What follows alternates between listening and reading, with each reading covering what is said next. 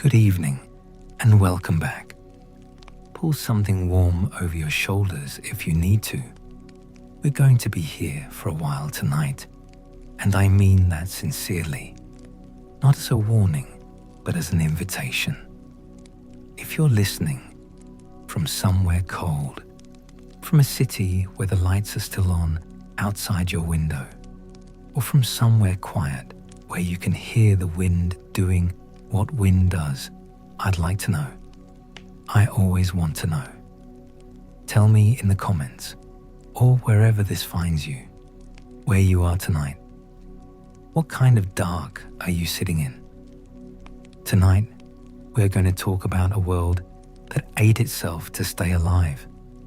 A cosmology so brutally honest about what existence costs that most of us, in the comfortable numbness of our particular century, find it either repellent or profound, and the discomfort of not knowing which says more about us than it does about them. We are going to talk about the Aztec understanding of time, blood, creation, sacrifice, and the particular terror of a sun that might simply stop. We are going to talk about the fifth sun. And to get there, we have to start at the beginning, which is also the beginning of all endings, which is also, and this is the part that matters, the beginning again. Let's go back. Before there was a sun, before there was anything that could be called light, anything that could be called ground, anything that could be called duration, there was a void that was not empty. The void was full of itself, which is the most terrifying possible kind of fullness. Two forces coexisted in that primordial dark, and calling them forces is perhaps already wrong, because they were not forces in any mechanical sense. They were. I'll try to describe this, and I'm not sure I can do it justice, which is a problem with all cosmogonies. Not just this one, the source material fragments into contradiction. But here is what holds across the telling. Ometeotl, the dual god, Lord and Lady of Duality, existing as one thing and two things simultaneously, residing at the apex of the universe in Ometeotl, the place of duality, the 13th heaven, the place where nothing below could reach. Ometeotl and Ometeotl, the masculine principle and the feminine principle, the generative tension at the heart of nothingness. And from this union, not a physical union in any sense that maps to what we understand, but a metaphysical one, a sort of frictionless collision of opposites that produces everything that opposites produce, came four suns, four directions, four colors, four ages. Tezcatlipoca, the smoking mirror. Quetzalcoatl, the feathered serpent. Huitzilopochtli, the hummingbird of the south, though some say he came later, through different means. Subduing, the flayed lord, each one a cosmological principle wrapped in a personality, each one, from the moment of their conceptual birth, already in conflict with the others, already pulling the universe in a different direction. The void did not remain void. This is the first thing to understand. The void was always a temporary condition, a held breath, and the children of Ometeotl were the exhalation. But what was exhaled was not peace. What was exhaled was tension held to the point of generativity. The universe did not begin with harmony. It began with competition. And that competition, that churning violence of competing principles, is what made a world at all. Some say 600 years passed before the gods moved. 600 years of the divine children floating in the dark that their parents occupied, waiting. 600 gods waiting. The number is wrong. Numbers in cosmogonies are always wrong in the sense that they are never literally true and always symbolically precise. 600 means immeasurable. It means beyond counting. It means long enough that when the movement finally happened, it was inevitable, which is the same as saying it was chosen. The earth was made first, or something like earth. Tezcatlipoca, the earth goddess monster, the great crocodilian mass of teeth and hunger, had to be subdued before anything else could be placed upon her. Tezcatlipoca lowered his foot as bait into the dark primordial water. The smoking mirror, vain and reckless and brilliant, dangling his foot into the void like a child daring something to bite. Something bit. Tezcatlipoca seized the foot and tore it away, and from Tezcatlipoca's wound and fury, the earth was made, pinned down, stretched across the water, her hunger forced into stillness. He never regrew the foot. He carries a mirror or an obsidian smoke-reflecting surface where the foot was, and when men look into it, they see the future and it destroys them. This is the first sacrifice in the Aztec world, a god's foot, lost in the process of making something livable. You cannot read far into Nahuatl cosmology before you understand that creation is not a gift. Creation is a wound that happened to produce a world as a side effect. The sky was made from the body of Tezcatlipoca herself, or her severed portions in some versions. The sky and the earth from one torn body. Everything we stand on is the restrained violence of something that once had teeth. Everything above us is the same. We move through the anatomy of a monster that the gods chose to use as a building material, and the monster is not entirely pacified. The earthquakes are her body remembering what it was before it was pressed flat. 13 heavens above, 9 levels of the underworld below, the earth between them, neither heaven nor hell, but the place where things happen, which is a kind of torture and a kind of gift depending on the day. Mictlan at the bottom, the realm of the dead, cold and dark, and presided over by Tezcatlipoca, who wore a skull mask, not as affectation, but as honest representation. He was death. He looked like what he was. This is a culture that respected literalness, but still there was no sun. The gods existed in a world that had form but no light, had dimension but no illumination, had ground and sky and underworld but no way to see any of it. And so they made suns, or tried to. This is the part of the story that most cosmogonies avoid. The failed attempts, the discarded drafts, the universe's rough copies. The Aztec tradition does not avoid it. The tradition leans into it, because the failed suns are not embarrassments. They are necessary. They are the curriculum. The first sun was Nahuatl, 4 Jaguar. Tezcatlipoca himself became this sun, which is why it never fully worked. You cannot ask a god of darkness and smoke and deception to be the light. Not for long. The world under the first sun was populated with giants, some say, beings who ate only acorns. The sun shone for 676 years, by one reckoning, and then jaguars devoured everything. Quetzalcoatl struck Tezcatlipoca with a staff and knocked him from the sky, and the fall of that sun was the fall of everything that lived beneath it. The jaguars were not separate from the destruction. The jaguars were what the darkness becomes when the light is taken. They poured out of every shadow, which is to say, they poured out of everywhere, because without a sun, everything is shadow. The second sun was Nahuatl, 4 wind. Quetzalcoatl became this sun, and still it did not hold. The smoking mirror had not forgotten being knocked from the sky. He struck back, and the winds came, winds so total that they were not weather but erasure. The people of the second sun were transformed into monkeys and scattered into forests that barely existed anymore, clinging to trees that bent horizontal in a wind that had no intention of stopping. This is not described as cruelty. In the logic of this cosmology, it is consequence.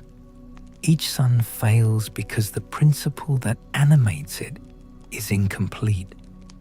Light without steadiness collapses. Steadiness without movement stagnates. Every attempt at a working universe reveals what was missing from the previous one. The third sun was Nahuatl, for rain. Tlaloc, the rain god, became this sun, but the rain that fell was not water, it was fire. The people of the third sun were consumed. Some say they became birds, which is another form of escape. Not survival, but transformation, the self-preserved in a different category of being. The fourth sun was Nahuatl, for water. Tezcatlipoca, the lady of the Jade skirt, goddess of rivers and lakes and the terrifying nourishment of water, became this sun, and the world flooded. The people became fish. The sky collapsed. Literally, the 13 heavens crashed down onto the four waters. And what remained was formlessness again, the primordial condition restored, the gods having to figure out again what to build and how. 4 suns, 4 worlds, 4 extinctions. You can read these as a sequence of errors made more refined with each attempt, and that reading is not wrong. But there is another reading, and I think it might be more honest to the source, which is this: each sun died because it had to. Each sun's destruction was built into its creation, not as defect, but as design. The Aztec cosmos is not optimistic about permanence. It's deeply interested in what survives the end of things, and the answer it keeps arriving at is nothing survives unchanged. Something transforms. Something carries forward in a different body, a different state. The fish were people once. The monkeys carried something that had been human. The birds flew on wings made of a person's memory of having arms. The gods knew after 4 attempts that a 5th sun was not just necessary. It was desperate. Something had to be made that would hold. Here is where the story takes its most famous turn. Teotihuacan, the place where the gods gathered. This city, which would later become one of the greatest urban centers of the ancient Americas, exists in the mythological layer of the Aztec world as the sacred site where divinity tried one more time to do the impossible. All the gods assembled there in the darkness because after 4 suns there was no light, and they lit fires to see each other's faces. 2 figures came forward, or were chosen. The accounts disagree on whether it was bravery or assignment, and maybe that disagreement contains the real meaning. Tezcatlipoca, beautiful, wealthy, perfect. He brought offerings of coral and red feathers and gold. The offerings of someone who had never had to give anything he actually valued. He was the god who should have become the sun by any reasonable accounting of divine hierarchy. He was prepared for greatness. He was dressed for it. Nanahuatzin, small, scabbed, humble. His body was covered with pustules. His offerings were reeds and hay, and his own dried blood. The offerings of a body that had nothing but itself, and gave that. He was not prepared for greatness. He was not dressed for anything. He was the god that the other gods perhaps did not look at directly, the one present at the fire who stood at the edge of the light. The gods built a great pyre. They commanded, "One of you must throw himself into the fire. One of you must become the sun." Tezcatlipoca went first. Of course he did. He was dressed for the occasion. He ran at the fire, and the heat hit him, and he stopped. He stopped again the second time, and the third. 4 times he attempted, and 4 times the heat drove him back, and there is a reason the number is 4. 4 failed suns, 4 failed attempts at glory. The numerology of failure clustering around this story like a premonition. Nanahuatzin went. He did not hesitate in the way the accounts describe. He ran, shut his eyes, and was gone into the fire in a moment. Some say he did not hesitate at all. Some say he hesitated once, which is more human, but then overcame whatever it was that wanted to stop him. The fire took him. Tezcatlipoca, shamed, leapt in after. Both became suns.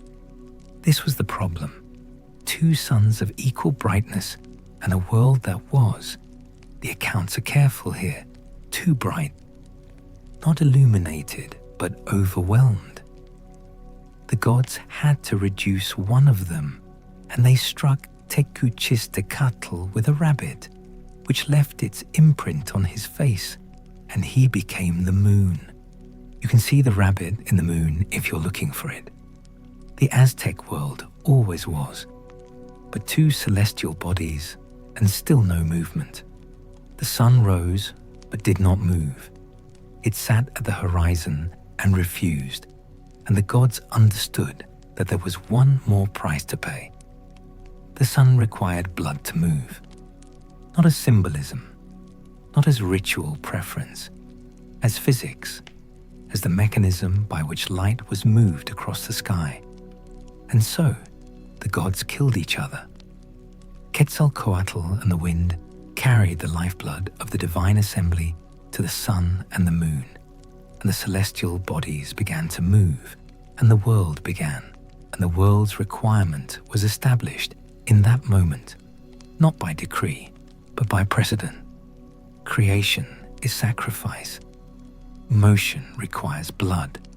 The sun is alive, and alive things need to be fed. The 5th sun, Nahuatl, for movement, is the sun under which the Aztec world understood itself to exist. Its name contains its fate. Movement is both its condition and its doom. The calendar sign Olin, movement, is associated with earthquakes. The prophecy embedded in the name of the current sun is that it will end in earthquakes, in the final convulsion of movement that unmakes everything. This sun will not flood, and it will not burn, and it will not blow away. It will shake apart, and the only thing holding that ending at bay is blood. This is the logic that drives everything, not cruelty, not pathology. A deeply reasoned, terrifyingly coherent, cosmological position. The sun is a god who sacrificed himself and who requires sacrifice in return. The gods died to make the sun move. Humans, who in most versions of the Aztec creation stories were themselves made from bone ground from Mictlan by Quetzalcoatl, moistened with his own blood, are the inheritors of that debt. A debt that cannot be repaid, can only be serviced, can only be held off. The 5th sun sits in the sky every morning because someone fed it. This is where the ordinary chronology of creation gives way to the longer story of power. The gods who survived the great killing at Teotihuacan, who died to move the sun and who in some sense persist as the principle behind things, do not form a neat hierarchy after this. The Aztec pantheon is better understood as a federation of competing powers than as a chain of command. Tlaloc controls rain, and rain means food, and food means survival. And so Tlaloc's power is irreducible regardless of what other gods want. Quetzalcoatl governs wind and wisdom and the morning star, and his power is continuous, woven into the fabric of time and learning and the movement of Venus across the sky. Tezcatlipoca is everywhere and nowhere. He is the night sky, the obsidian mirror, the shadow side of every human decision. And Huitzilopochtli, the blue hummingbird, he requires special attention. His birth is one of the most violent and precise mythological births in any tradition I know, and I've spent time with quite a few of them. His mother is Coatlicue, the great earth goddess, already mother to the 400 southerners, the Senson, Huitznawa, and to the moon goddess, Coyolxauhqui. Coatlicue is sweeping the temple on Cotepec, Serpent Mountain, when a ball of feathers falls from the sky. She tucks it into her garment and is immediately pregnant in the way that mythological pregnancies are immediate. The cause and the condition are simultaneous. Her children are furious. The Chenson, Huitznawa, and Coyolxauhqui, 401 outraged divine siblings, are mobilized. The mother is disgraced. She must be killed. Coyolxauhqui leads the army up the mountain, and Huitzilopochtli bursts fully formed from Coatlicue's womb, wearing his war regalia and carrying Xucoatl, the fire serpent, the weapon of solar fire, and he kills Coyolxauhqui, cuts her to pieces, her body tumbling down the mountainside, and routs the 400 southerners so completely that they scatter to become stars. The Templo Mayor, the great double pyramid at the heart of Tenochtitlan, is that mountain. Cotepec made permanent in stone and labor. The great stone disk of Coyolxauhqui, found at its base, is the moon goddess, dismembered, at the foot of the place where the sun god was born in violence. Every sacrifice performed at the top of those stairs replicated that birth. Every body that rolled down those steps was Coyolxauhqui again, the moon subdued again, the sun reborn again. We will return to the temple. We always return to the temple. But first, there is the matter of how the universe came to be organized, because 4 competing divine principles and a sun that needs feeding and a calendar that is already counting down are not, by themselves, a civilization. Someone had to arrange things. The arrangement came in stages that are hard to separate clearly from the creation stories, because the Aztec tradition does not always distinguish origin from organization. The world was both made and ordered, and the making was never complete. It was always also ordering, the chaos of creation always requiring management. The 5 directions, for instance, the 4 cardinal directions, plus the center, each one governed by a divine principle, and a color, and a day sign, and a tree, and a bird, and a fate. East, where the sun rises. Red, the direction of light and life, and perhaps some deceit, because dawn is also the place where things are promised and not always delivered. North, black, the direction of death and coldness, and Tezcatlipoca's particular dominion. West, where the sun goes, the direction of the feminine divine. White, the direction of dead women and of Venus as evening star. South, blue-green, Huitzilopochtli's direction, the hummingbird sky, the direction of warriors and sacrifice. And the center, which is not a direction but a position, turquoise, the place where all the forces meet and where Teotihuacan, the Fire Lord, sits at the heart of the cosmic intersection. every human being born into this world was born into a directional fate. The Tonalpohualli, the 260-day ritual calendar, assigned each person a destiny at birth, determined by the day sign and number under which they arrived. A child born under one crocodile had a fate different from a child born under two wind. A priest diviner, a Tonalpuki, would read the signs and pronounce what kind of life this new person could expect, what dangers they carried built into their timing. These were not absolute predictions in the rigid Western sense. There was room for ritual intervention, for corrective ceremony, for the calendar to be coaxed or appeased. But the baseline was set at birth, and only so much could be done about it. Fate, in this world, is not the enemy of agency.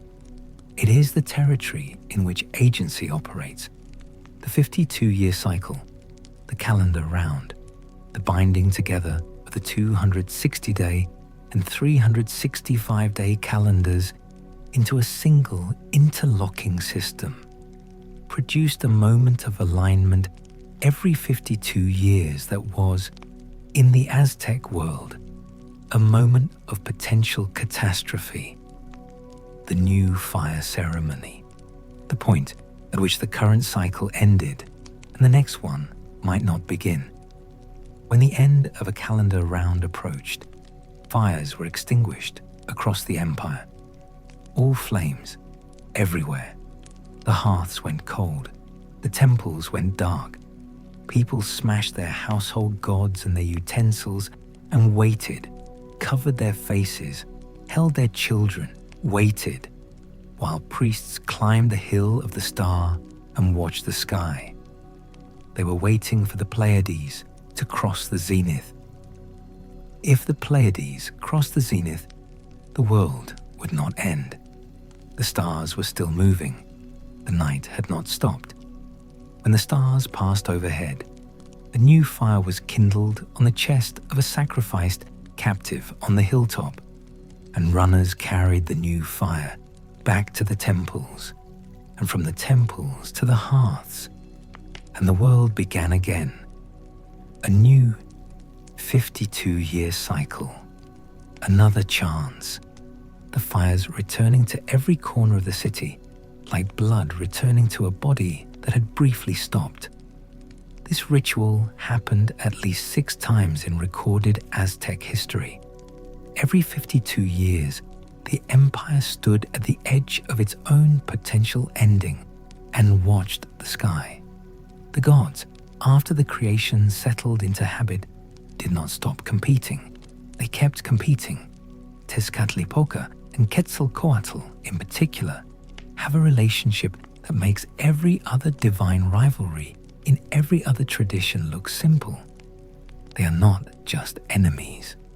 They are complements. One cannot be understood without the other because they define the space between them, and that space is the moral and physical world. Quetzalcoatl ruled Tolan, the legendary Toltec city, the city of wisdom and craft and flowering culture, the city that every later civilization looked back at as a golden age. Under Quetzalcoatl, the corn grew to the size of a man. Cotton grew in all colors without dyeing. The Toltecs were artists and architects and astronomers. Quetzalcoatl himself was their priest king, Tzeacatl Topiltzin. Quetzalcoatl, the man who was also the god, and under his reign, blood sacrifice was, some say, prohibited or minimized. He sacrificed butterflies. He sacrificed flowers. He kept the violence at the level of metaphor. Tezcatlipoca wanted Tolan. What happens next is one of the great divine deceptions of world mythology. The smoking mirror appeared in Tolan, some say disguised as a merchant, some say as a spirit, some say as a stranger, and with a series of tricks and revelations, and crucially, a mirror. he undid the priest king. He showed Quetzalcoatl his own face in the obsidian mirror. Quetzalcoatl, who had kept himself veiled, who had lived as an ascetic, who had perhaps not looked at himself in years, saw his own old scarred human face looking back at him. The accounts vary on what broke him. Some say it was shame. Some say it was the drinking that followed. Tezcatlipoca gave him pulque, the divine intoxicant, and in his drunkenness, Quetzalcoatl did the thing he was not supposed to do, committed the transgression that is named obliquely in the sources, the thing that made his continuation in Tollan impossible. His sister, Quetzalcoatl, was involved. Some say nothing truly happened. Some say something happened. The ambiguity is itself part of the account. What is not ambiguous is the aftermath. Tollan collapsed. The Golden Age ended. Quetzalcoatl left, walking east toward the sea, and here the prophecy that would unmake an empire was first embedded. He would return on Reed, his calendar name, Teotihuacan. In the year one reed recurred in the cycle, and when the Spaniards arrived in 1519, which was the year one reed, Moctezuma received news of strangers coming from the east on great floating structures, strangers with light skin and dark beards, and the dread that settled on him was not simply military, it was cosmological. But that is a story for another day, or it is a story that belongs inside this one, and we'll arrive at it when the time comes. What we need now is to understand the structure of time that the Aztec world inhabited.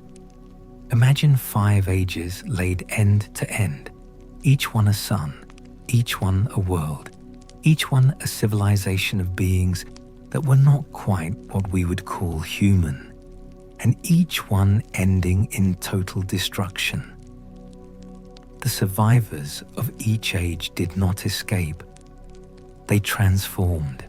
Something that had been shaped one way was reshaped by cataclysm into something else. Monkeys and fish and birds carry the memory of being people the same way that a scar carries the memory of being unbroken skin. The age theory is not simply an account of the past. It is a theory of the present. The fifth sun exists in moral relationship to the previous 4.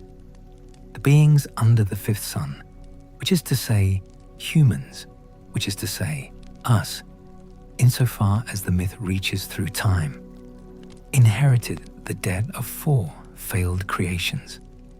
They live in the gift of a 5th attempt that required the gods to kill each other.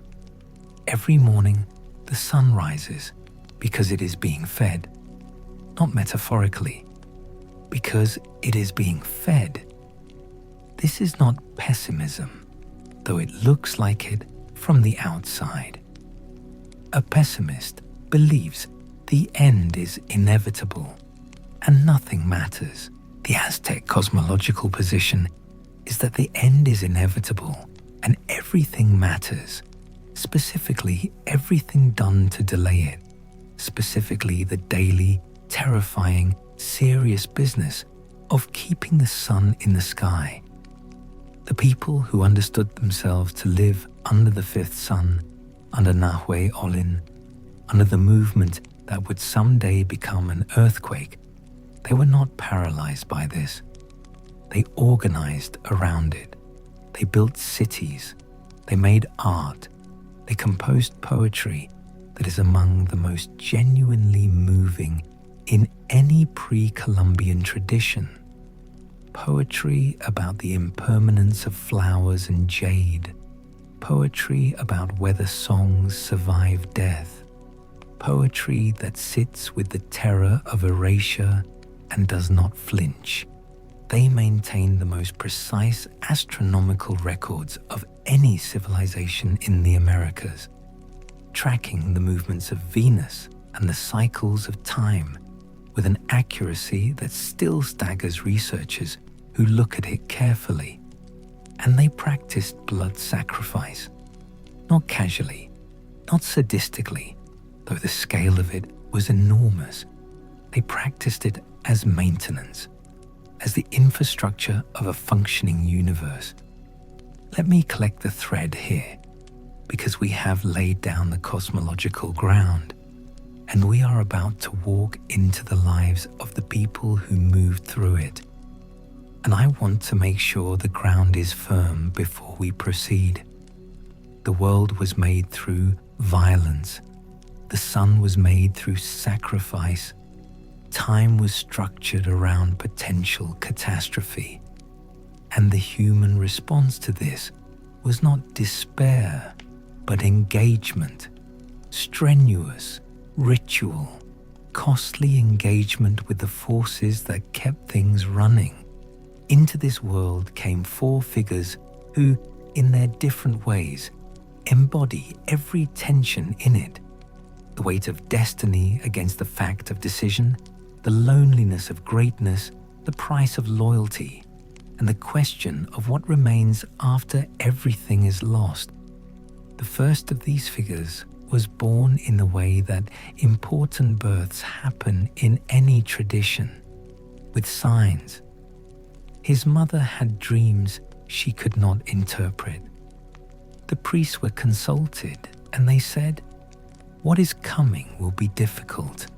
This is the kind of prophecy that is always both true and useless. And yet the family believed it, and the child came anyway. And his name, which we will call Teotihuacan, obsidian serpent, was given because something in the sky looked like a serpent on the night of his birth, and the priests who saw it agreed it was obsidian, not green, which meant something specific in the tonal Pohuali that I will not pretend to fully explain, except to say it suggested a hard life that would cut things. Quetzalcoatl was the 4th Tlatoani of Tenochtitlan, the 4th ruler, and the one who, working with his remarkable advisor Tlacaelel, transformed what had been a city-state of middling power into the foundation of an empire. What he was at birth, though, was not a ruler. He was the son of the first Aztec ruler, Acamapixtli, and a slave woman, which meant he was real but low, present but marginal, his blood royal and his status not. He grew up understanding the hierarchy from the wrong side of it. His mentor was the political reality of the Triple Alliance. This is not a romantic mentorship. There was no teacher who saw something in him and drew it out. There was the plain fact of the Tepanec War, the Aztec revolt against Tezozomoc's successors, and the coalition with Texcoco and Tlacopan that emerged from that conflict. Tlacaelel, who was his half-brother and who was perhaps the most strategically brilliant mind in the Valley of Mexico at that moment, shaped the ideology that would justify what came next. He told Quetzalcoatl, "Burn the books, burn the old histories. We will write a history that serves the empire that is coming." And Quetzalcoatl burned the books. The pictorial manuscripts, the genealogies, the old accounts of who the Aztec had been before they were powerful, destroyed. What we have from before this moment is fragmentary, partial, recovered from outside the Aztec tradition, from Texcoco, or from accounts that survived in other forms. Tlacaelel understood something that would be rediscovered by every propaganda ministry in every subsequent century. A people who do not know who they were can be told who they are, and they will believe it, because the alternative is to have no identity at all. What was told to the Aztec people after the burning was this: You are the chosen people of Huitzilopochtli. The sun god is your god. He chose you among all peoples to be his warriors, to collect the blood that keeps him moving, to expand the empire that makes the sacrifice possible. You are not conquering because you are greedy. You are conquering because the universe requires it. Every captive taken in war is a meal for the sun. Every death on the sacrificial stone is a debt payment. You are not building an empire. You are performing a cosmic function. This is Tlacaelel's genius, and I am deeply uncertain whether to call it evil. There is something in it that is simply too large for that word. He made an empire sustainable by making it morally necessary. He bound the military apparatus and the religious apparatus together so completely that to question one was to question the other, and to question the other was to question the sun itself. Quetzalcoatl's actual wars against Coyoacan, against Xochimilco, against the Tepanec cities were military campaigns that worked. He won. The empire grew. And the captives from those wars fed the altar, and the altar fed the sun, and the sun continued to rise, and the logic was self-confirming in the way that all self-confirming logics are, which is to say, it could only be disproven by disaster, and disaster had not yet arrived. His legacy is the Triple Alliance, which outlasted him by generations. He is credited with the founding of a world, but the books were burned, and the world he founded was built on an account of itself that was deliberate. Every empire builds a story about why it exists. Quetzalcoatl and Tlacaelel were just more honest about the mechanics of it. He died, as rulers die, after some number of years that the sources handled differently, and the empire passed to his nephew Moctezuma I, and the expansion continued, and the altar was not cold for long.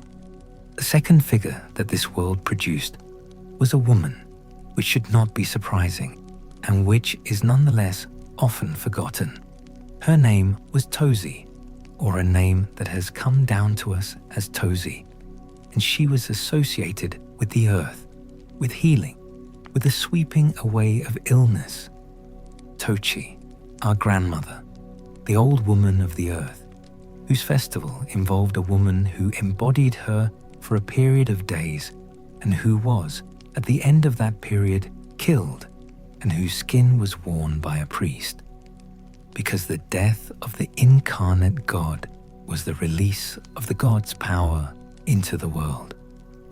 I want to stay with this for a moment, because I think most accounts of Aztec ritual move past it too quickly. The woman who embodied Tozi during her festival was not an unwilling victim in any straightforward sense, or rather, the question of willingness in this context is so differently structured from how we would ask it now that applying our framework to it distorts rather than clarifies. She was selected, honored, treated as divine for her appointed period. The priest who attended her was serving the goddess, not merely the mechanism of sacrifice. And when the moment came, she was the goddess, and the goddess's death was the goddess's gift, and the priest who wore her skin became for a period the living presence of the earth grandmother, in a way that the Aztec understanding of divinity made literal. This is the thing that does not translate. Not the sacrifice. We can grasp the sacrifice. We have our own violent ceremonies that we coat in different language. What does not translate is the genuine conviction that the boundary between the human person and the divine principle was permeable, that embodiment was not metaphor, that the woman who became Tozi was Tozi in a sense that the tradition considered real, The death was not a killing. It was a transformation of the sight of the goddess from one vehicle to another, from the human body to the world at large. Some say this is sophisticated theology. Some say it is the most efficient rationalization of murder that any culture has ever produced. Both things are probably true, and the fact that both things can be true simultaneously is one of the things I find hardest to sit with in this material, so I sit with it anyway. Tozie's story is also the story of the Earth's patience. The Earth does not hurry. The Earth accepts everything that falls onto it, blood and seed and body and ash, and transforms it. Tozie, as an expression of the Earth principle, carries within her the logic of composting, of the way that ends become beginnings, not through miracle, but through process. The death that feeds the ground that becomes corn, the corn that becomes flesh, the flesh that is offered, the offering that feeds the sky. It is a circle that does not comfort, but that holds. Her symbolic lineage runs through the whole of Aztec agricultural ceremony. The first rains, the first corn, the harvest, the dry season, all of these have her fingerprints. She is the grandmother who outlasts everything, who was present before the first sun, and who will presumably be present in some form after the last one, because the earth does not end the way suns end. The earth is what remains after the catastrophe. That is her function. The third figure was a warrior, which in the Aztec world was not a profession but a vocation, a calling with spiritual stakes. His name, which the sources give in various forms and which I will render as Tlacahuapan, appears in the military records of the late empire as a commander of some distinction during the wars that extended Aztec power through what is now Oaxaca and into the Gulf Coast. He was a man of the Eagle Warrior Society, which placed him among the highest rank of fighting men, the order associated with the sun itself, with dawn, with the pursuit of the sun across the sky. His birth was unremarkable. This is one of the details I'm choosing to leave in, rather than dress up, because not every great figure in a mythologized history has a portentous birth, and the absence of portent in his case may itself be significant. The warrior who came from ordinary circumstances and arrived at the sacred through discipline rather than destiny. His mentor was the battlefield. Aztec warriors were ranked by captures, not kills. A dead captive was useful as a sacrifice, but only functionally. The drama, the prestige, the spiritual credit came from taking a living enemy, bringing him back across a distance, presenting him at the temple. A warrior who killed often but rarely captured was not well regarded. Tlacahuapan learned this early, and the reshaping of his instincts from the killing impulse to the controlling one, from elimination to capture, is perhaps the first and most telling discipline of the Aztec soldier's formation. His great campaign was one of the flower wars, the Xochitlcoatl, ritual battles fought between the Aztec Triple Alliance and neighboring states, Tlaxcala principally, Huechotzingo, that were not intended to end in conquest. They were intended to produce captives for sacrifice. Both sides participated. Both sides captured and were captured. The arrangement was, by the time Tlacahuapan fought in it, almost formalized, a kind of institutionalized sacred violence in which the participants understood their role in the cosmological maintenance, the that the battle served. What Tezcatlipoca found in the Flower Wars was not the uncomplicated heroism the system promised. He found the face of the man he was about to capture, and the man's face was afraid, and afraid in the way that any face is afraid when it knows what is coming, and no amount of cosmological framing made that face less than what it was. The accounts that preserve anything of his inner life, and they are few and fragmentary, and perhaps invented by the tradition to round out a story, suggest a man who did the required thing precisely because he understood the stakes and not because he was comfortable with them. A man who chose the sun over the man he was looking at. I am not sure that is better than not thinking about it. I think it might be worse. His great victory came in a campaign against a confederation of cities in the south that had been disrupting the trade routes the empire depended on. The battle is recorded in the pictorial manuscripts as a sequence of captures, Tezcatlipoca's symbol appearing again and again beside captured figures, the visual grammar of Aztec military record keeping that tallies not bodies, but prisoners. The specifics of the tactics are lost. What remains is the outcome, a significant victory, a column of captives walking north toward the capital, and Tezcatlipoca's name moved to a higher rank of the Eagle Order. His special tools were the Nanahuatzin, the obsidian-edged wooden sword capable of catastrophic cutting wounds while leaving the enemy alive if the blow was controlled, and the Duality, the spear thrower that extended range and power beyond what the arm alone could manage. Both weapons are designed with the same philosophy: incapacitate, do not destroy. Maximum damage to the body's mobility with minimum damage to the body's life. This is not mercy. This is the logic of a military tradition that needs living material. His victory cost him his captains. Two of the men closest to him in the campaign died in fighting that the records call fierce, which in military records means catastrophic. One was his cousin, a relationship that in Aztec social structure was thick with obligation and meaning.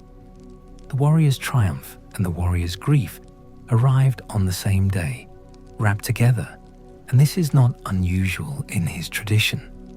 The sources suggest that those who understood the sacrificial system most clearly also grieved the most clearly, felt the cost most nakedly, and continued anyway. He brought his captives to the Templo Mayor.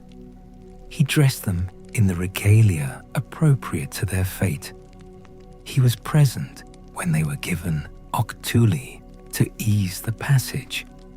He was present at the stone.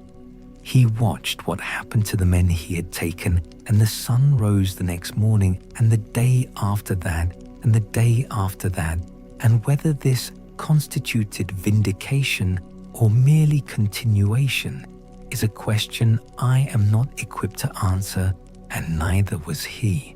His legacy is military doctrine and nothing more, except for one thing. He is credited in one source, a single source, which makes it suspicious, which is also precisely the kind of thing that survives when everything else is burned.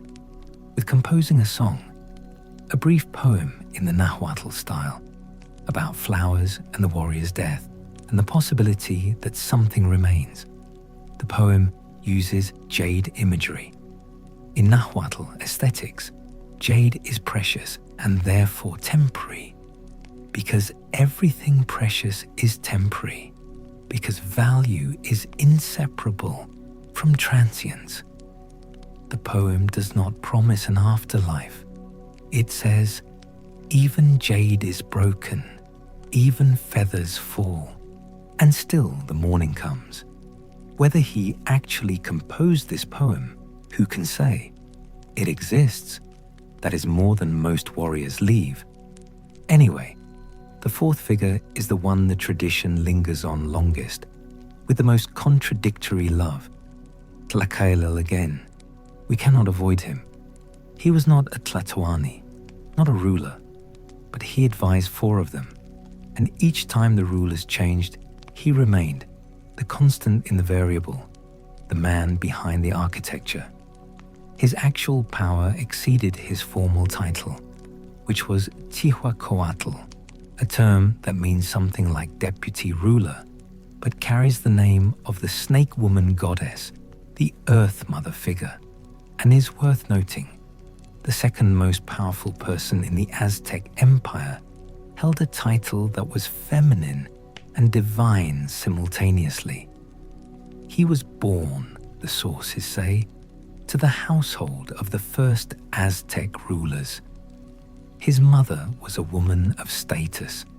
He was educated in the Calmecac, the school for the priestly and elite class, which was both more rigorous and more dangerous than the other school, the Tezcatlipoca, where ordinary warriors trained.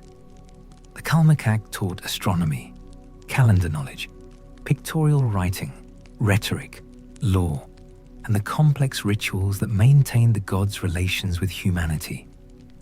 It also taught fasting and self-mortification, bloodletting from the ears, the tongue, the legs, the offering of one's own blood as a daily practice, and the kind of sustained discomfort that prepares a mind for sustained difficult thought.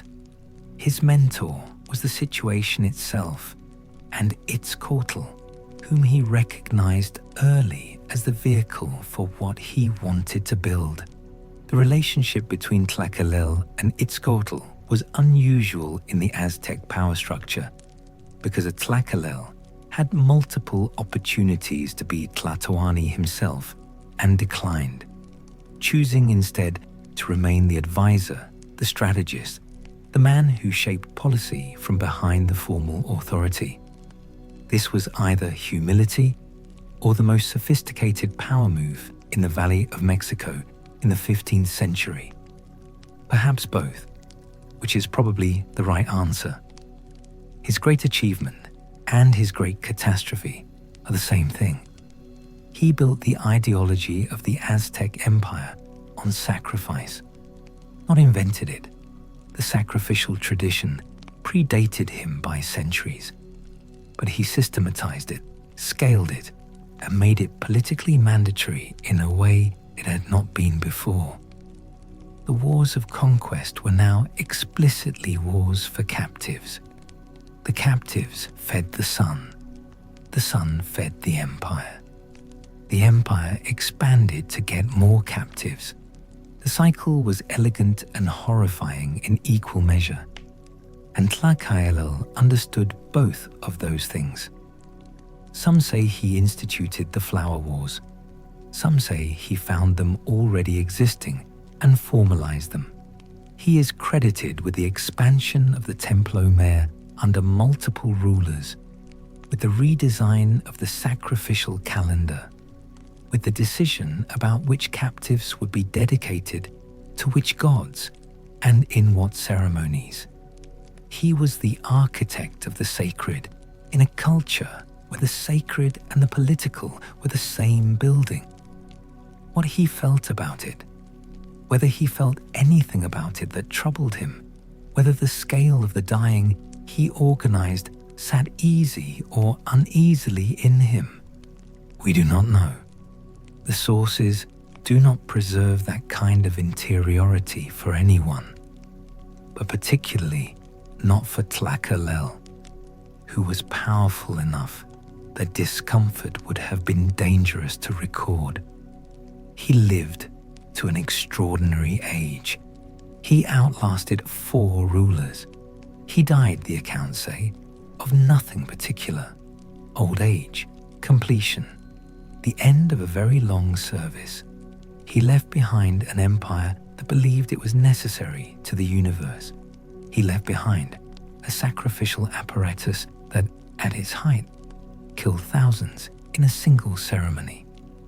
He left behind a tradition of war fought not for land or resources, but for the bodies needed to keep the sun moving.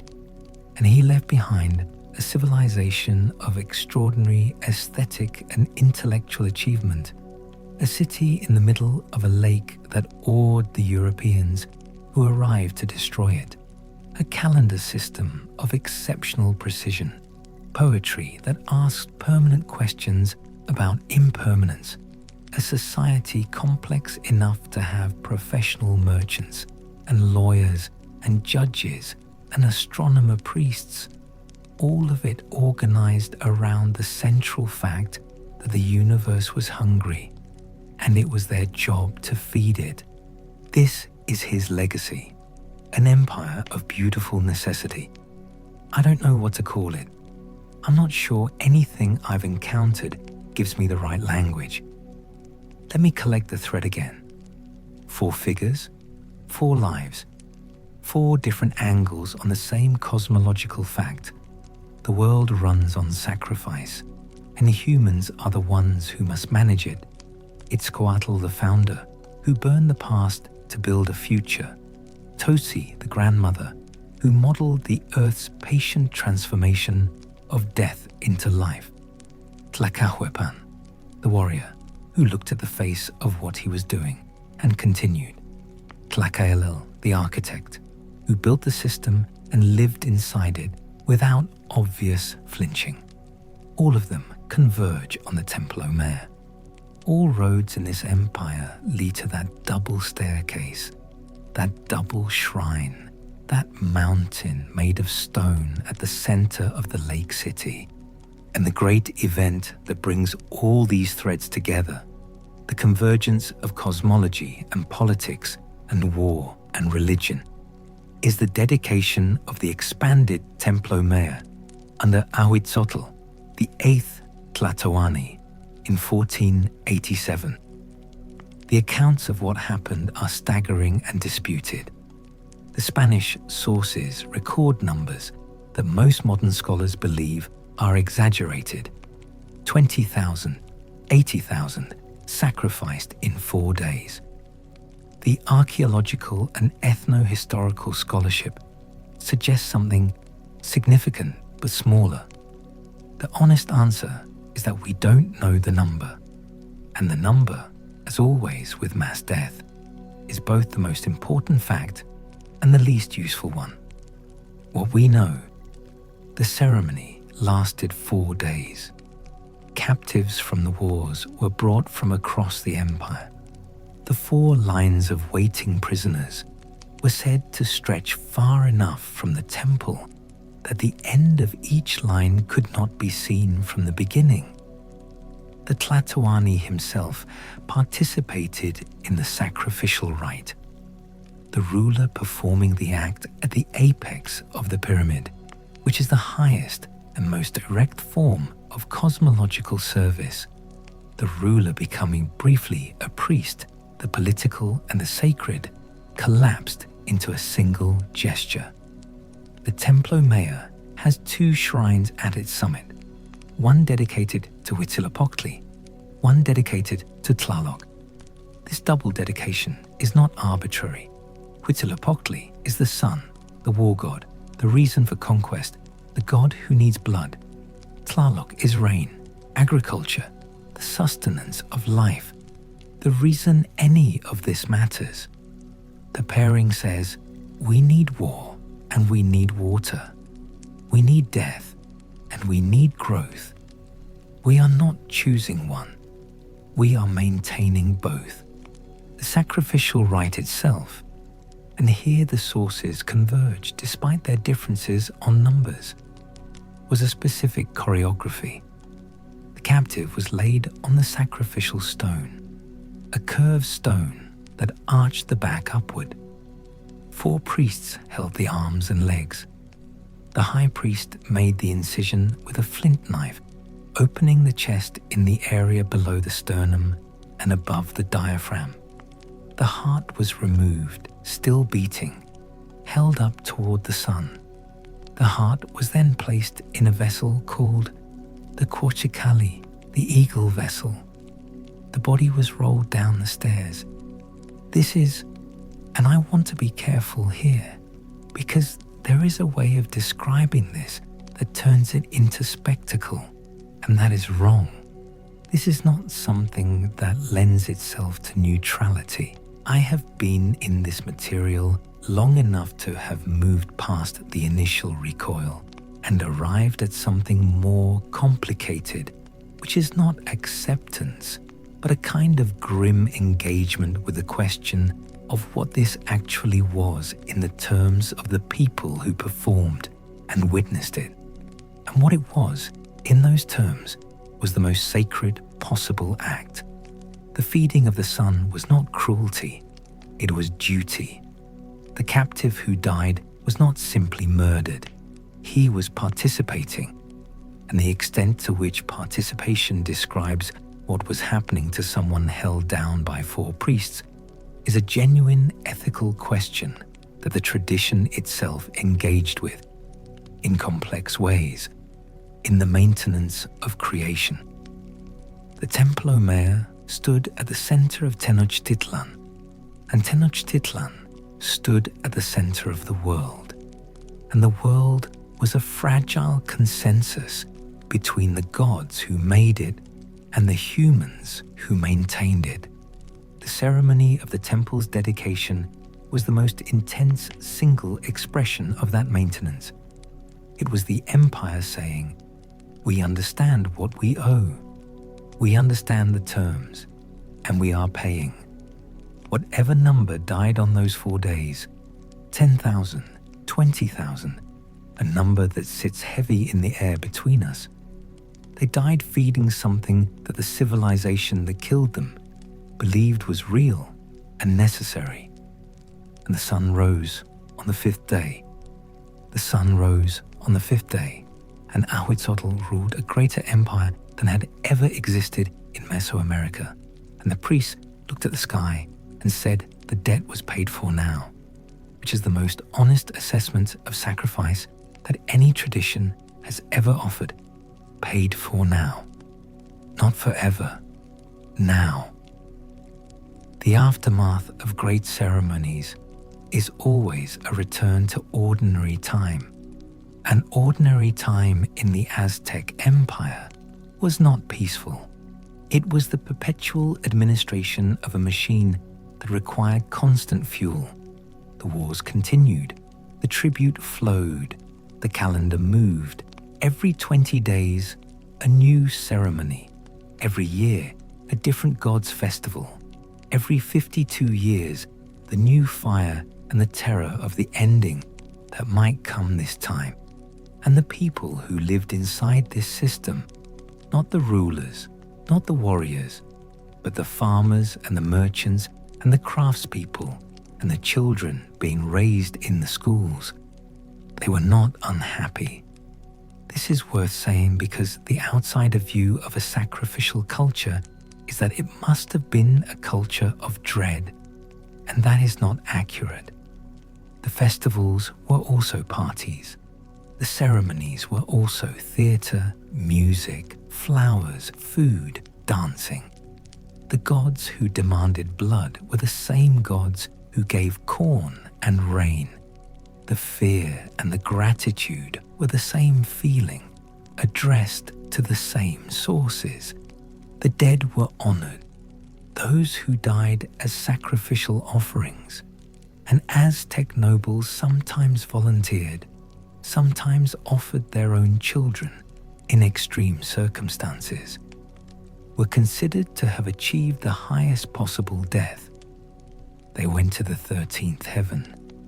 They accompanied the sun. Warriors who died in battle and women who died in childbirth went to the same afterlife because both were considered to have died in service of life's continuation. The ordinary dead went to Mictlan, the 9-level underworld, which was not punishment. It was simply where the dead go. And the journey was difficult but survivable if the proper ceremonies had been performed. The Aztec relationship to death is one of the most sophisticated in any recorded tradition, and one of the most misunderstood. It is not that they did not fear death. It is that they had built a system in which certain deaths were sacred, which is a different relationship entirely. Not all deaths were equal. The distinctions mattered, and the distinctions were maintained through ceremony and belief with the same seriousness that we maintain our own distinctions about what matters and what does not. The lamentation poetry that survives, the Quetzalcoatl, the sad songs, is among the most honestly grief-stricken literature I know of in any tradition. It does not comfort, it observes. Flowers fall, it says. Jade breaks. The Lord of the near and the nigh has called, and there is no arguing with this. And still the song continues, and still the flowers grew last spring and were beautiful, and still we were here. The cosmological sadness of the fifth sun, the knowledge that this age too will end in destruction, that the earthquake is coming, that everything we build will be shaken apart, is present in this poetry as a low, continuous note under everything else. It does not prevent building. It does not prevent joy. It makes both of those things more urgent and more tender, the way mortality makes everything it touches more urgent and more tender. Kada, fate in Nahuatl, Teotihuacan, or sometimes the name of the day sign assigned at birth.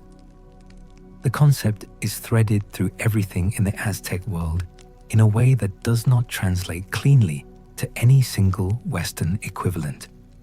It is not predestination in the Calvinist sense, because intervention is possible. It is not mere chance, because the pattern is too precise to be accident. It is something closer to. The terms in which your life will unfold are established at your birth, and you operate within those terms with whatever skill and courage and devotion you can bring to bear, and the outcome is the intersection of the terms and the effort. This is actually not so different from what most modern people believe, if they think carefully about what they believe. We believe genetics and circumstance and early childhood shape the parameters of a life. We believe effort and choice operate within those parameters. We believe some people are dealt harder starting conditions than others. The Aztec version is more explicit about the source of the parameters and more willing to call the constraint divine, but the functional understanding, you did not choose the terms, and you must nevertheless choose what to do within them, is recognizable. The concept of Ometeotl, the dual divine principle at the origin of everything, is relevant here. Duality is not a problem to be solved in Aztec cosmology. It is the structure of reality. Light and dark, male and female, life and death, creation and destruction. These do not resolve into one another or cancel each other out. They coexist in permanent, productive tension, and the tension is what generates everything that exists. Harmony in this framework is not the absence of opposition. Harmony is the ongoing management of opposites that have not destroyed each other yet. Human beings are the site where this management happens in its most concentrated form. Humans are made of contradictions, divine bone and earthly flesh, given consciousness in a body that will die, able to understand the sacred and unable to avoid the ordinary. The sacrificial system is one interpretation of how to live inside that contradiction. Offer the most divine thing you have, which is life, back to the divinity that gave it, and in doing so, maintain the ongoing negotiation between the human and the sacred. That is what keeps the world running. Death, then, is not failure. Death, in the Aztec understanding, is the universe reclaiming alone. You were given life in a body and you used it, and when the body is reclaimed, something of what you were, perhaps the self, perhaps just the energy, the accounts are genuinely inconsistent on the specifics, continues in a different state. The underworld is not punishment, it is transition. The warriors who accompany the sun are not rewarded above others who are punished. They are in a different part of the afterlife, serving a different function. The universe has places for all its dead. What is not recoverable is the particular arrangement that was a living person. That specific configuration of blood and thought and habit and love, gone, irretrievable, dissolved back into the materials it was made of. The poem about the jade is honest about this. The jade breaks and you do not get the jade back. You get broken jade, which is still jade, which is still something. But the form is gone. Order, in this cosmology, is always provisional. The gods established order, but they did not guarantee it. The 5 directions are managed. The calendar is maintained. The ceremonies are performed. And still, the order requires constant renewal, which is why the ceremonies recur, why the calendar never stops, why the priests do not rest. Order is not a state you arrive at. It is a practice you maintain. Neglect it and the disorder that predates it, the formlessness before the creation, the darkness before the sun, will reassert itself, not as punishment, as physics. Memory in the Aztec world is carried by ritual. The pictorial manuscripts encode history and ceremony and astronomical data. The specialists who can read them are the living link between the recorded past and the living present. When Quetzalcoatl burned the books, he did not merely destroy records. He severed the community's connection to its own prior self, and the new records that were created served the new narrative, and the old memory was gone. This is not merely a political act, it is a cosmological one. To lose memory is to lose identity, and to lose identity is to become available for reconstruction. The Aztec world reconstructed its identity repeatedly, each reconstruction building on the previous one, while partly overwriting it. The migration from the mythological homeland of Aztlan, the wandering through the desert, the founding of Tenochtitlan, on the island where the eagle sat on the cactus eating a snake. These founding narratives were shaped by the same political intelligence that shaped everything else. The eagle and the cactus and the snake are on the Mexican flag today, which is one of the longer afterlives any mythological image has had. The tradition did not die with the conquest, which is what everyone who looks at this material from the outside tends to assume. It was suppressed, driven underground, survived in fragments. The friars who came with the Spanish were deeply interested in understanding what they were trying to suppress, and so they recorded. Sahagún compiled. Duran observed. The Florentine Codex exists because a Franciscan friar thought you had to understand a religion to properly replace it. The records are compromised and filtered and partial and indispensable. And then there are the communities that simply continued.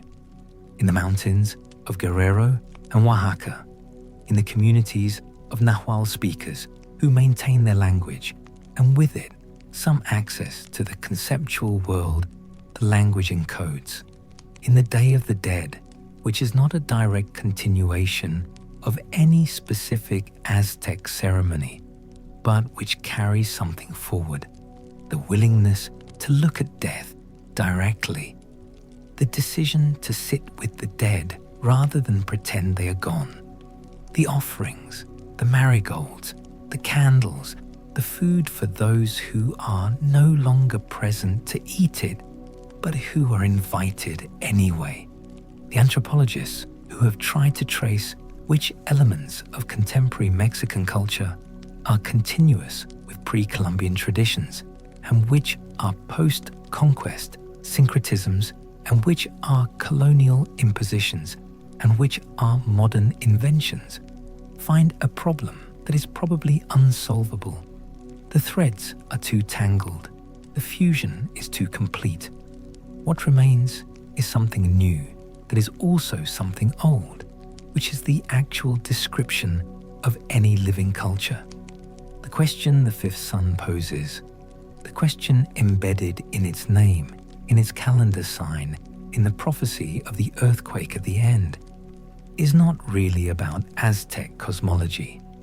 It is a question that any sufficiently honest look at the world will eventually arrive at. What is the cost of being alive in a world that runs on death?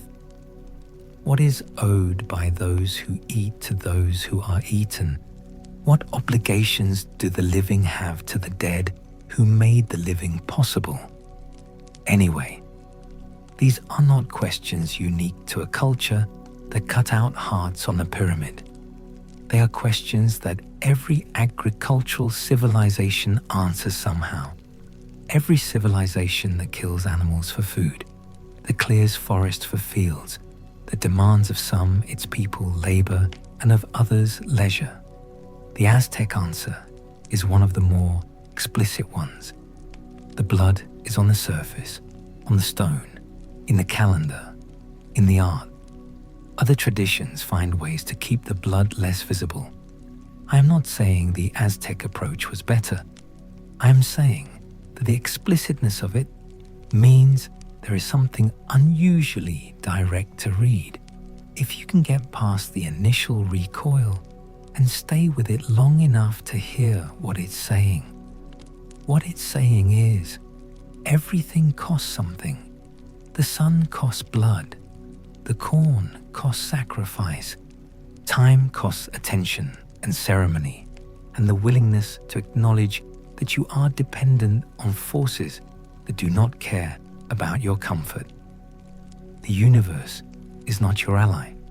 It is something you negotiate with. Every day you wake up is a day that the negotiation is still working. You did not earn that morning. You are borrowing it. This is a metaphor, and I know as I write it that it doesn't quite fit, that it maps the financial logic of debt onto something that the Aztec tradition would not have described that way, and I'm going to let it stand because the alternative is silence and the imprecision is honest. There is something approximate at best in any outside description of a cosmology you didn't grow up in. The Fifth Sun will end. Nahuatl, for movement. The earthquake will come, or the equivalent of the earthquake, the final convulsion of whatever principle keeps the current age coherent. And what will come after, if the previous four suns are any guide, is transformation, not restoration, not the same world resumed, something different, something that carries within it the distorted memory of what was here before. We are, by some readings, already in the transformation. The conquest was an earthquake of a different kind. The world the Aztec built, the lake city, the temple, the calendar, the sacrificial system, the cosmological maintenance, was shaken apart in a period of years so short, it seems impossible when you look at the span of what it destroyed. The fifth sun did not end in an earthquake. It ended in smallpox and steel and the deliberate burning of records, which is a different kind of earthquake, a human one. What remained was the people. This is the thing that outlives every sun. In the actual historical record, as in the mythological one, the people transformed, took new shapes, carried something forward in the new forms that the conquest permitted them. The Nahuatl language persisted. The Tonalpohualli survived in fragments in the communities of the south. The relationship to the dead, the care for corn, the naming of children after day signs, threads that go back far enough that no one can say exactly when they began, which means they go back past the beginning of documentation, which is as close to always as anything human can get. The story did not end. Stories don't. This is the thing that every mythological tradition eventually discovers about itself. It was never just an explanation of how the world was made. It was always also a description of how the world continues. The sun rises because it has been fed. Not then, now.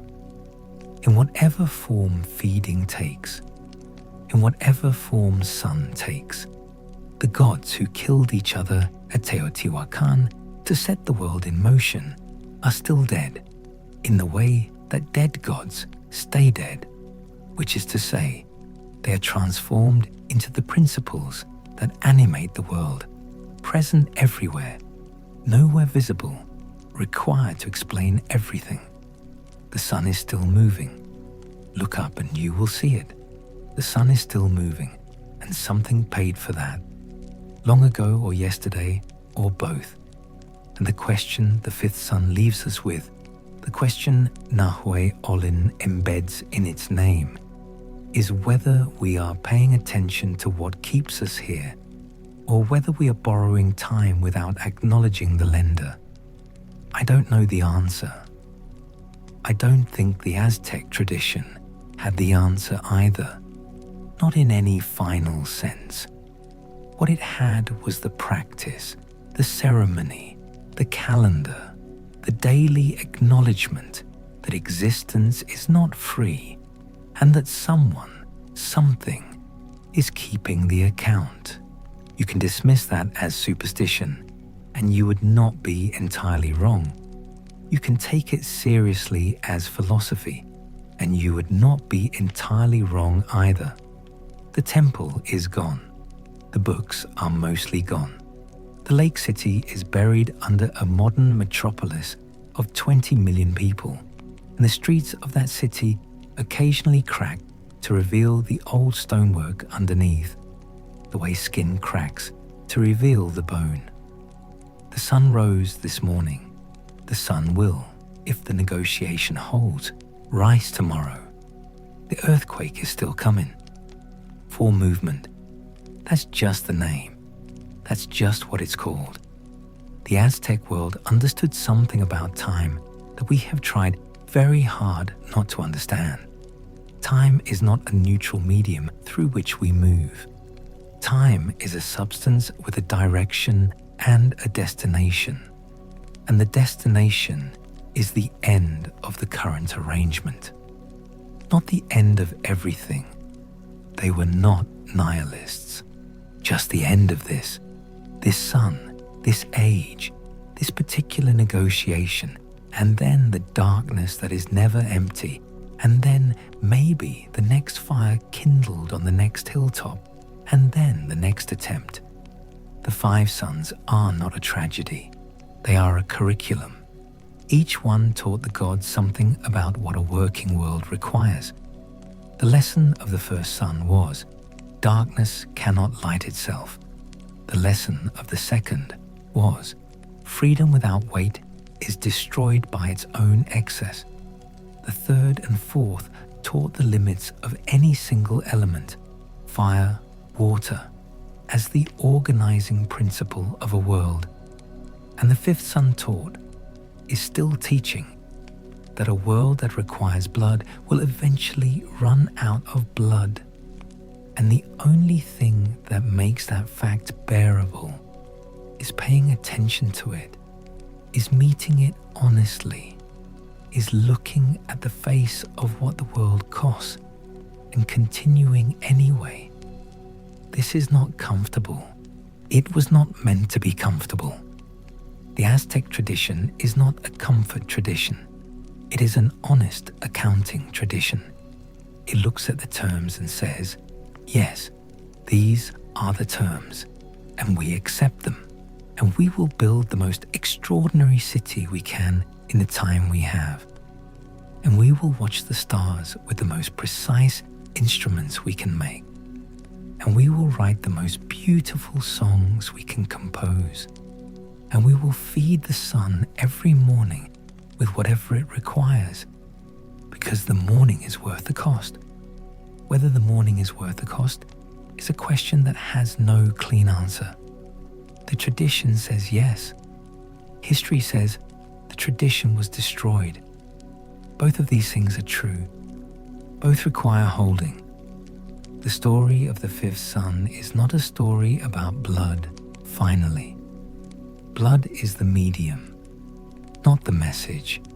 The message is, existence is a negotiation between forces too large for any single actor to manage, and the negotiation requires constant attention and real cost. And if you pretend otherwise, the sun will stop moving, not because of divine punishment, but because you failed to maintain the thing that keeps it going. There are worse theologies. I've encountered several. The Aztec world is gone, which is the most ordinary possible sentence about the most extraordinary possible disappearance. The lake is drained. The temple is a foundation under a cathedral. The calendar continues to be used by specialists and by communities that preserve the knowledge, and the day signs still mean what they meant. And somewhere tonight, there is a diviner reading the pattern of a birth date and saying what kind of life is coming, what kind of terms the new person was born into. And the advice is the same advice it has always been. Know your terms. Work within them. Offer what you have. There is a kind of courage that this tradition seems to produce, or celebrate, or at least document. The courage of people who know how things end and build them anyway, who plant corn knowing the drought is possible, knowing the earthquake is predicted, knowing the age will terminate in violence, and plant the corn anyway, who compose the poem about the jade, knowing the jade will break, who write the poem knowing the manuscripts may burn. The manuscripts did burn. Some of them. The poem survived. Somehow, the poem about the impermanence of jade has outlasted everything that tried to destroy it, which is the kind of irony that only history produces, the kind so enormous it circles back around to something that almost feels like meaning. The last ceremony at the Templo Mayor was performed in 1521 by one reckoning. By another, the last ceremony hasn't happened yet. It is ongoing, transformed, conducted without a pyramid, with marigolds instead of blood, with memory instead of obsidian, but still directed at the same forces, still acknowledging the same costs, still turning to face the sun and saying, I know what you are, and I am still here. The sun that rose over Tenochtitlan on the day the city fell. And it did rise. The records are clear on this. The sun rose. Was the same sun that Nanahuatzin jumped into at Teotihuacan. The same sun that Quetzalcoatl promised to return to walking east, the same sun whose movement was purchased at the cost of all the gods who died to start it, the same sun under which the Pleiades crossed the zenith and the fires were relit 52 years at a time, the same sun that required blood every morning and received it. It rises still. Whatever feeds it now, it rises still. Good night. Thank you for sitting with something difficult tonight. Thank you for staying through it. Wherever you are, I hope the dark outside your window is the ordinary kind, the kind that ends in morning, the kind without earthquake, the kind that holds. I'll see you next time. Put out your fire carefully and make sure it comes back in the morning.